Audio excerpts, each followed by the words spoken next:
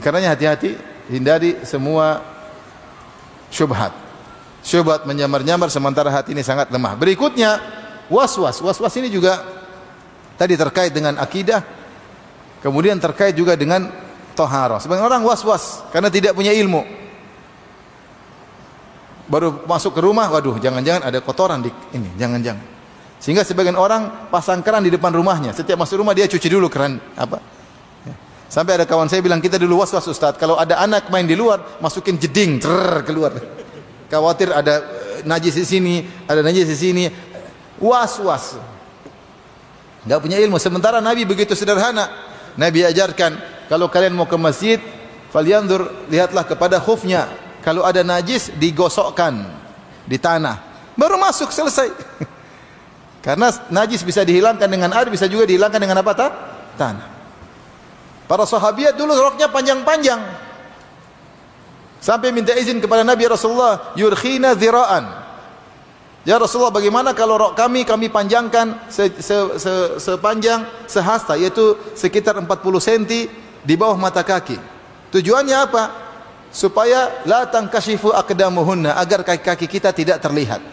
Kata Rasulullah SAW, yurkhina shibran wala yazidna ala dhalik. Enggak boleh panjang-panjang, cuma cukup sejengkal. Jadi para sahabat dulu semangat memanjangkan roknya supaya kakinya tidak terlihat. Bukan malah publish di foto profile ya. Dan ketika mereka jalan, mereka bilang, ya Rasulullah, bagaimana kalau kena najis? Kata Rasulullah, dibersihkan dengan tanah selanjutnya. Ya itu dimaafkan. Ini anak masukin ke jeding, keluar lagi. Seperti ada kelompok yang sesat, yang sedikit-sedikit najis, orang masuk dipel. Sampai ada kawan sengaja, bapaknya dia cerita, bapak saya masuk ke masjid dia, kan bapaknya pegang-pegang situ, pegang dinding. Akhir itu mereka kerja bakti. Bodoh, was-was dalam apa? Ibadah, was dalam tohar. Dan kadang setan karena kebodohan, tidak punya ilmu. Saya pernah kemarin ditanya juga, ada anaknya was-was, udah ngaji tapi kena was-was. Udah pendidikan ilmu agama, dia merasa kalau sudah wudu seakan-akan belum wudu. Sehingga wudu lagi, kasihan, capek. Habis wudu, mau sholat, aduh kayaknya belum wudu lagi. Sholat, kayaknya masih 3 rakaat, 4, kayaknya masih 3 terus. Kasihan. Ini was-was, ini penyakit. Ada penyakit hati yang membuat dia senantiasa ragu. Semakin dia ikuti setan, semakin membawanya. Maka sembuhnya dengan ilmu. Ada kaedah ya, kaedah harus dia pelajari. Di antaranya saya bilang, ketahuilah was-was jangan diikuti. Sampai Rasulullah SAW mengatakan, ketika syukiya ilaihi annahu yajidu syai'an fi salati, ada seorang mengeluh kepada Nabi seakan-akan dia mendapati sesuatu dalam salatnya. Seakan-akan dia buang angin. Dalam hadis Rasulullah mengatakan, datang setan mengganggu dengan meniup angin di duburnya sehingga seakan-akan keluar apa? Angin. Setan kurang kerjaan, tapi begitu kerjaan setan. Sehingga angin ada keluar, setan. Atau digerakkan sesuatu rambutnya. Dalam hadis disebutkan.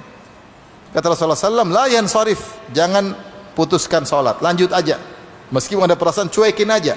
Karena ada kaedah, al-yakin la yazulu bisyak. Kaedah dalam syariat, keyakinan tidak bisa dihilangkan dengan keraguan.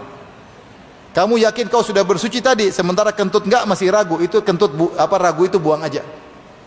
Kata Nabi, kecuali keyakinanmu dibatalkan dengan keyakinan yang lain. Bagaimana timbul keyakinan yang lain kalau kau kedengar tut, berarti benar. Bukan tiupan setan. Itu tiupan dari dalam tubuh. Atau tidak ada suara tapi kau cium. Benar. Berarti keyakinan dibatalkan dengan keyakinan. Selama belum yakin, cuekin aja.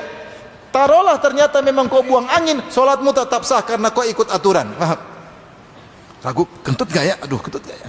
Kayaknya kentut tapi pasti kentut. Saya nggak bisa memastikan dalam hati. Berarti kalau belum bisa memastikan, lanjut apa? Sholat. Seandainya kau pun buang angin, tetap sholatmu sah. Paham? Itu lawannya begitu. Ustaz, saya merasa tadi sudah wudu. Kalau kau sudah wudu jangan ulang lagi. Kayaknya belum, cuekin aja. Meskipun ternyata kau belum cuci tanganmu, tetap sholatmu sah karena obatnya kau harus lawan itu.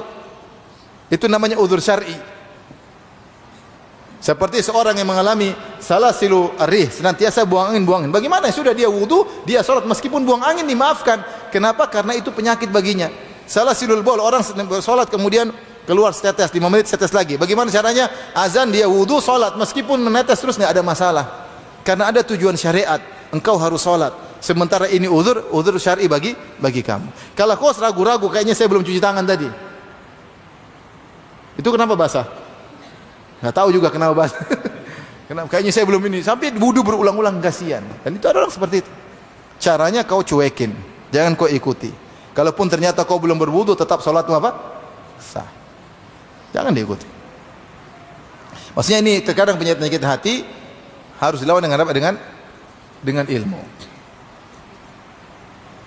Ada orang datang, Ustaz, telepon saya, Ustaz, saya kok merasa setiap hari saya merasa mau mati. Jadi saya, terus kalau kau mati kenapa? Saya bilang. Kalau mati kenapa?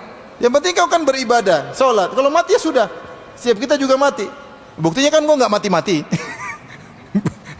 Jadi harus dimarahin supaya dia, karena kalau dia udah merasa mati terus, mau ngurusin anak susah, karena takut mati melulu. Ini penyakit hati. Penyakit was-was mau mati. Ya udah mati terus kenapa? Kalau kau bertakwa mati ya sudah, berarti cepat masuk surga. Taib.